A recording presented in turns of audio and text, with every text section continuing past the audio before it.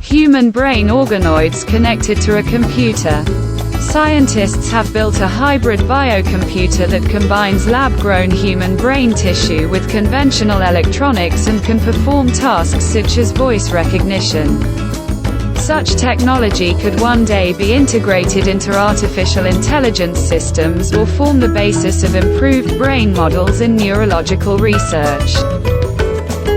The system, developed by scientists led by Feng Guo at Indiana University Bloomington, was called BrainAware. It contains human brain organoids integrated with electronics. In research published in the journal Nature Electronics, scientists used BrainAware for speech recognition. But the authors of the system claim that this type of solutions integrated with artificial intelligence algorithms have great potential. If only because such systems consume much less energy than silicon chips. It's just a proof of concept that shows we can do the job, says Feng Guo. We have a long way ahead of us, he adds. Organoids are lab-grown tiny versions of various organs that retain key anatomical features of full-size organs. Such three-dimensional models are an invaluable aid in research where the use of living brains or kidneys is impossible or unethical. Scientists obtain a living organ to test different concepts. This includes testing reactions to medications or observing development in unfavorable conditions. Research on organoids gives scientists the opportunity to thoroughly study the organs and understand the causes of many diseases. Organoids are grown from stem cells, which can differentiate into various cell types. In this case, they were transformed into neurons, similar to those found in our brains. They're like mini brains, Guo says, adding that it takes 2 or 3 months to grow the organoids, which are several millimeters wide and consist of as many as 100 million nerve cells. Compared to organoids, the human brain contains approximately 100 billion nerve cells. Both artificial intelligence and the brain rely primarily on transmitting signals through a neural network. We wanted to see if we could use a biological neural network in a brain organoid for computation, Guo says. The system was created by placing organoids on an array of microelectrodes that were used both to send electrical signals to the organoids and to detect the responses of nerve cells. The researchers translated the information they wanted to share with the system into electrical impulses delivered to the organoid. The brain tissue response was recorded by a sensor and decoded using a machine learning algorithm. The team used a voice recognition system. But first BrainAware had to be trained. The training was based on a set of 240 audio clips showing 8 people pronouncing Japanese vowels. BrainAware responded differently to each voice, generating a different pattern of neural activity. Initial responses from the organoids were approximately 30 to 40% accurate. But over time, the artificial intelligence learned to interpret these responses to better identify the speaker. After training, the system was able to identify voices with an accuracy of 78%. We call it adaptive learning. The training simply involved continuous playback of clips and did not provide the organoids with any form of feedback on whether they were right or wrong.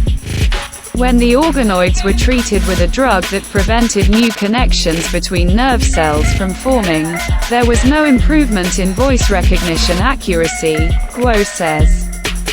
Combining organoids and computers could enable scientists to harness the speed and energy efficiency of human brains for artificial intelligence, Guo says.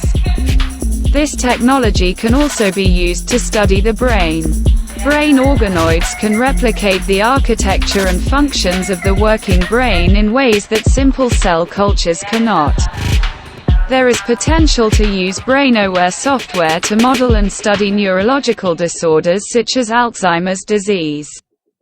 It would also be possible to test the effects and toxicity of different treatments by examining the response of organoids. But using organoids for this purpose is not without challenges. First of all, organoids can survive for a month or two at most. In addition, the cells must be grown and maintained in incubators, which will be more difficult to achieve the larger the organoids become.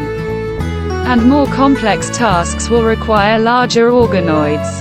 There are two big challenges with conventional AI, Guo points out. One of them is high energy consumption. The second is the inherent limitations of silicon chips, such as information processing and separation. Guo's team is one of several investigating whether bioinformatics using living nerve cells can help overcome these challenges. Guo says the next steps to leverage BrainAware's capabilities include examining whether and how brain organoids can be adapted to perform more complex tasks and designing them to be more stable and reliable. This will be crucial if they are to be incorporated into silicon microchips.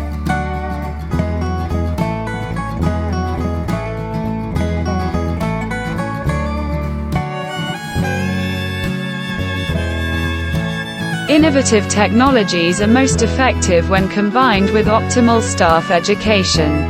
Greater availability of diagnostic and therapeutic procedures under the pilot program of the National Cardiology Network means that patients with heart and vascular diseases can be treated using technologies whose availability until recently was significantly limited.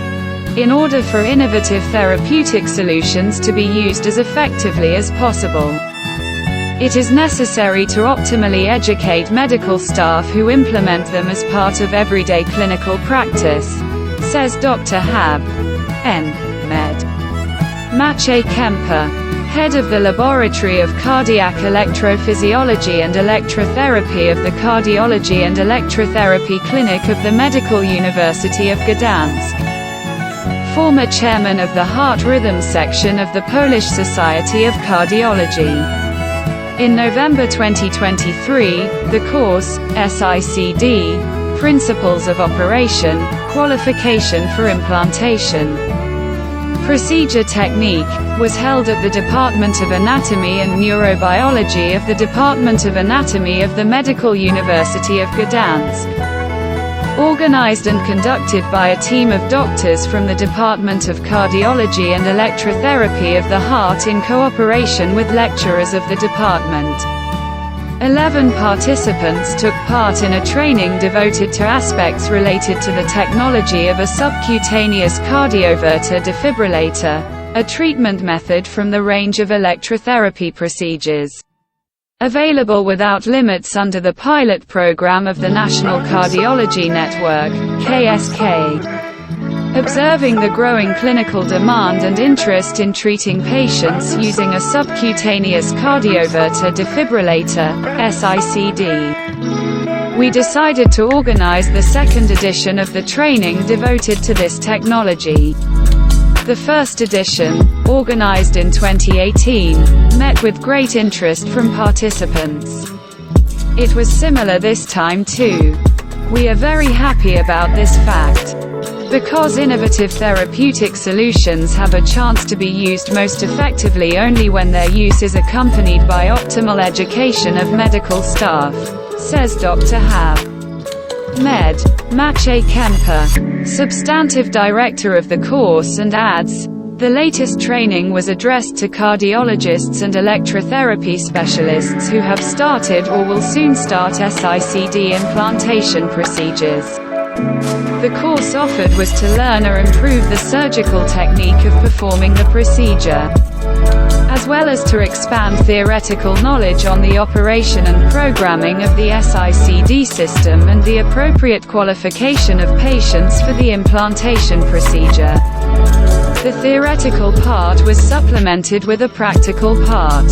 Each participant could perform SICD implantation using anatomical preparations. Thanks to the courtesy of the university authorities. The training for participants was completely free of charge. The subcutaneous cardioverter defibrillator is a technology that helps protect people at risk of ventricular arrhythmias from sudden cardiac death. According to specialists, its greatest advantage is the fact that the defibrillation system does not contain any intracardiac or intravascular elements. Both the defibrillator body and the electrode are placed subcutaneously on the chest wall. This significantly reduces the risk of infectious complications and reduces the likelihood of damage to the system components, especially the electrode. Cardiologists point out that although SICD is an innovative technology, it is no longer new. Over 130 implantations of SICD systems have already been performed at the Gdansk Center.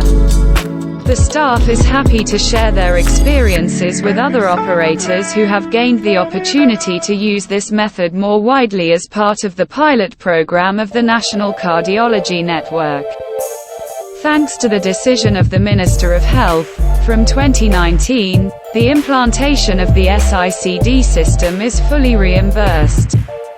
And the valuation of the implantation procedure ensures coverage of the costs incurred by medical centers related to its use. Please remember that obtaining a refund depends on the patient's proper qualification for the procedure. It is necessary to confirm additional indications for this treatment method. Moreover, the SICD implantation procedure should be performed in highly specialized cardiology centers that meet the specific criteria specified in the regulation. The pilot program of the National Cardiology Network, launched in 2023, has significantly increased the availability of the method in question. Patients treated under this program do not exhaust the medical facilities contract with the National Health Fund, NFZ. This is due to the fact that the implantation of a subcutaneous cardioverter defibrillator in these patients is reimbursed by the national payer beyond the limit, explains Dr. Hab. N. Med. Maciej Kemper. The Department of Cardiology and Electrotherapy of the Heart of the Medical University of Gdansk is a leading center treating patients with heart rhythm disorders. Currently, over 1,200 highly specialized invasive procedures are performed here each year, such as ablations, implantation of pacemakers and cardioverter defibrillators.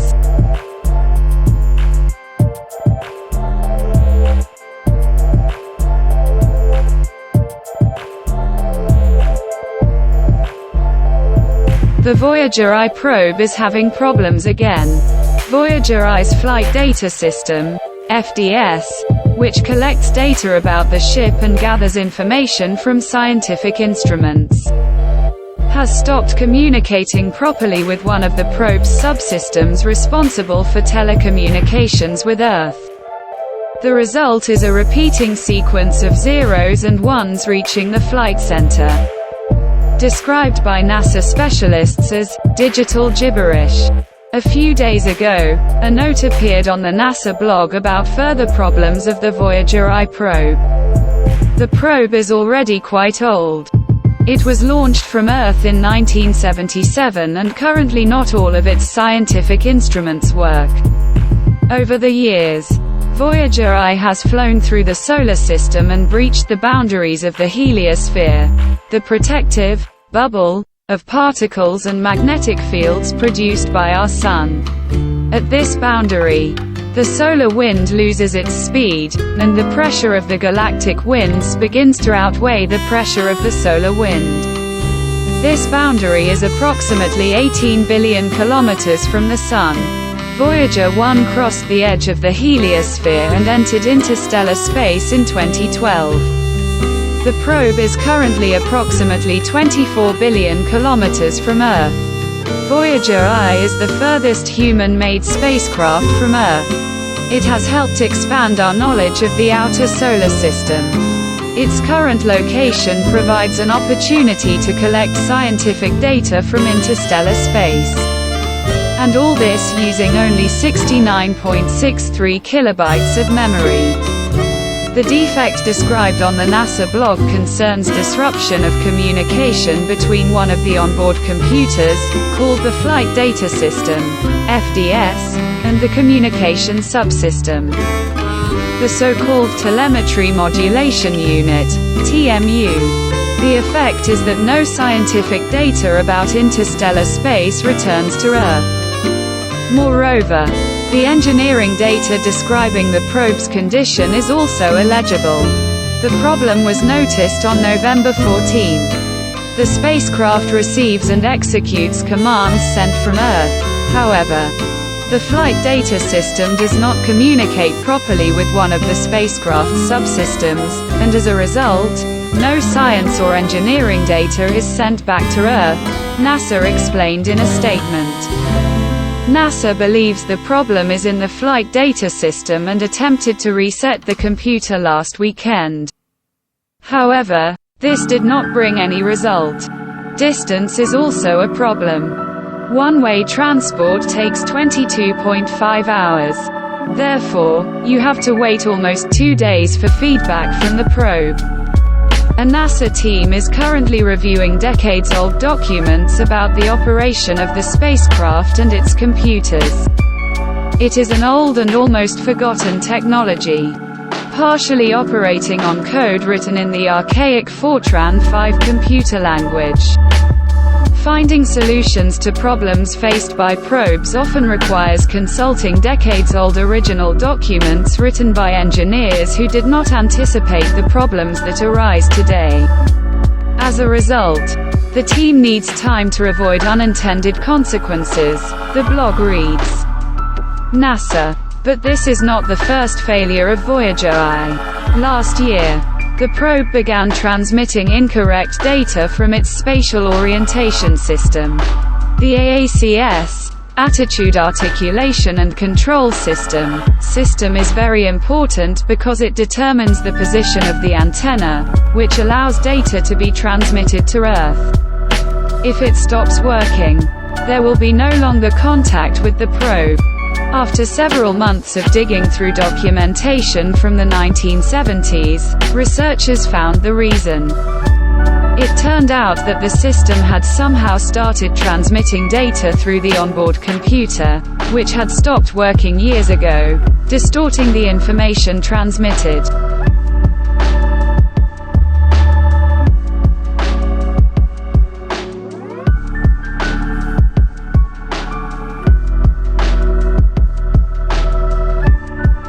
Aspartame is expected to be considered a possible carcinogen. Sweeteners used, among others, in sweeteners are controversial. The latest of them concerns the popular aspartame.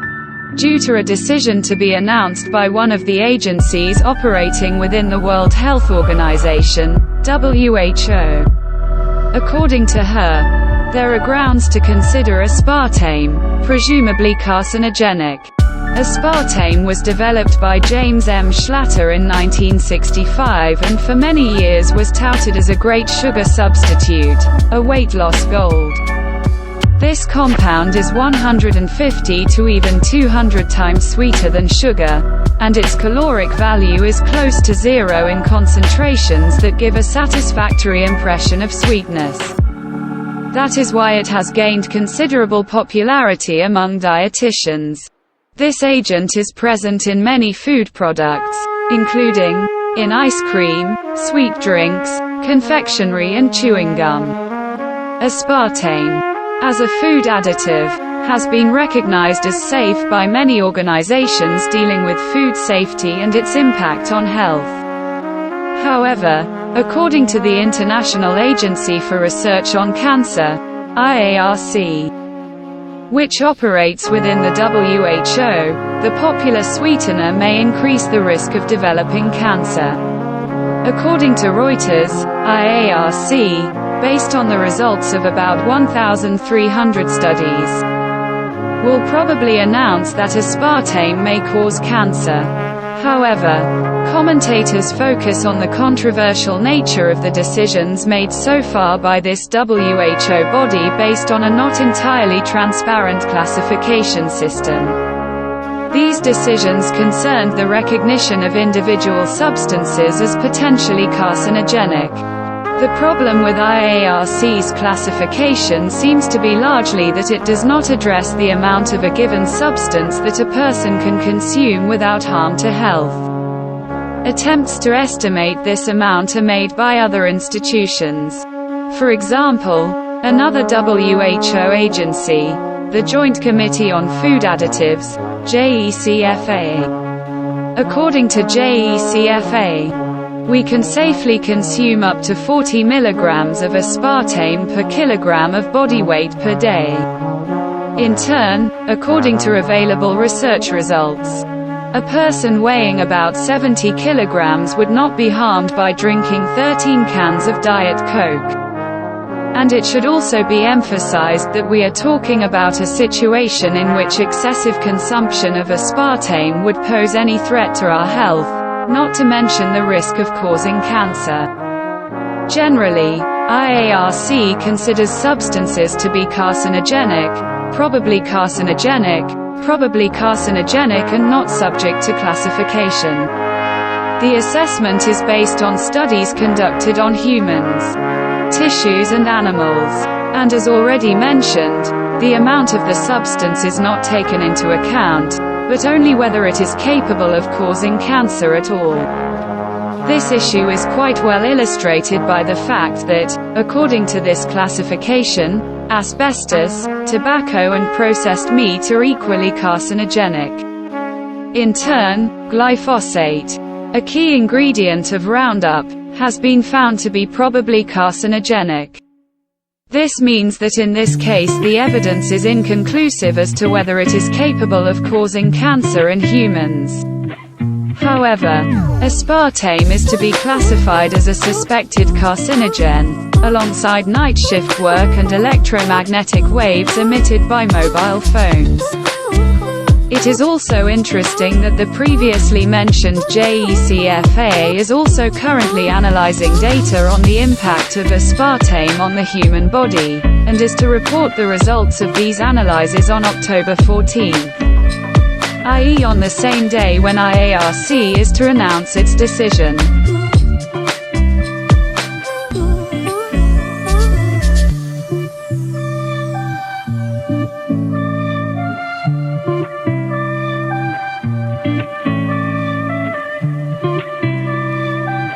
Two gigantic structures deep in the Earth. Scientists have detected something strange and unusual, and at the same time quite large, in the interior of the Earth. These are two huge structures that may constitute from 3 to even 9% the total volume of our planet. Scientists don't know what these areas might actually be or how they ended up deep in the Earth, but they think they may be the remains of an ancient planet. The structures are located under Africa and the Pacific Ocean, in the lowest part of the Earth's mantle, which is directly adjacent to the outer core of our planet. Intriguing continent-sized structures lie at a depth of nearly 3,000 meters. Kilometers, almost halfway to the Earth's core. Scientists don't know exactly what they might be, and there are no direct ways to find out. The deepest hole that humanity has ever dug is the so-called the Kolsky Super Deep Well, which reaches 11,034 meters below sea level, and the total length of the well is 12,262 meters. Recently, Chinese engineers started working on a 10 kilometers deep well. This is quite a lot, but still far from the discovered structures. Scientists are therefore left to use seismic waves and analyze them meticulously. Two large structures can constitute from 3 to even 9% the total volume of our planet. Of course, at the moment we do not have the technical capabilities to look at them directly.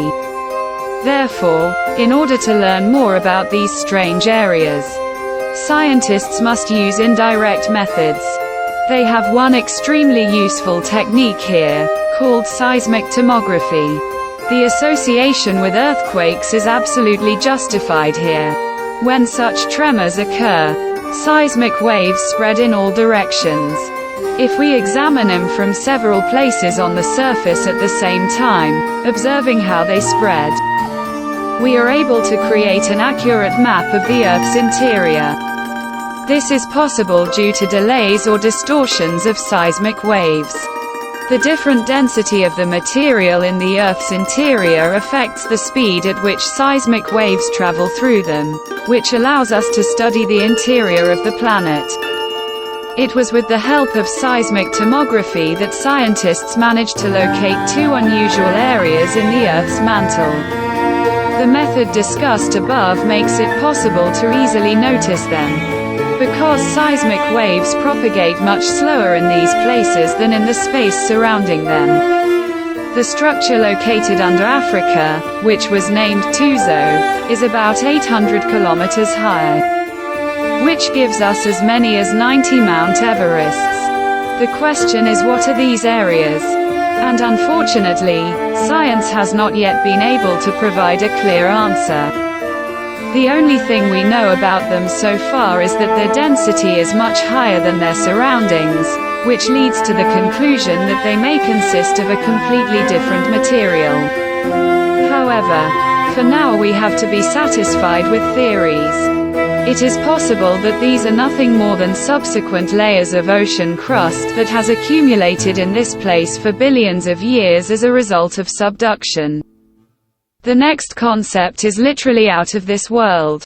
He assumes that it is Theia, or at least parts of it. What is Theia? A hypothetical planet the size of Mars, which was supposed to have hit the Earth some 4.5 billion years ago, and its fragments were later to form the Moon. In 2021, a simulation was even performed to try to determine whether fragments of this planet are in Earth. It turned out that it is possible. In fact, this concept was already considered in research from 2 years ago.